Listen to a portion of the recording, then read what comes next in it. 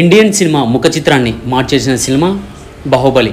ఈ మూవీతో బడ్జెట్ పరంగానే కాదు, కలెక్షన్ల పరంగానూ మన సినిమా రేంజ్లో మారిపోయింది. 1000 కోట్ల వసూళ్లు కూడా సాధ్యమే అని తేలిపోయింది.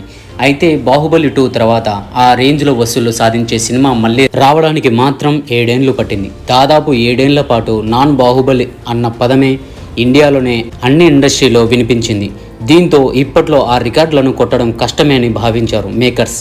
కానీ పుష్ప 2తో అందరి అంచనాలు తలకిందులు చేశారు బన్నీ.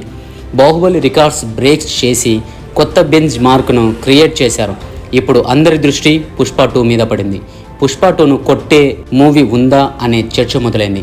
అప్కమింగ్ మూవీస్లో అంత ఛాన్స్ ఉన్న సినిమా ఏదైనా ఉందా అని ఎంక్వైరీ చేస్తే బన్నీ తన రికార్డును తానే బద్దలు కొట్టే ఛాన్స్ ఉండనుంది.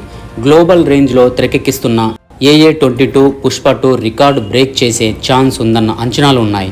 మోస్ట్ అవైటెడ్ లిస్ట్లో ఉన్న Prabhas spirit, Mahesh Rajamouli SSME 29 present సెట్స్లో మీదున్న రామ్ చరణ్ పెద్ది సినిమా విషయంలో అదే బజ్ ఉంది. ఈ సినిమాల్లో ఏది రికార్డ్ బ్రేక్ చేస్తుందో చూడాలి. నెక్స్ట్ అప్డేట్ కోసం మన ఛానల్ని సబ్స్క్రైబ్ చేసుకోండి.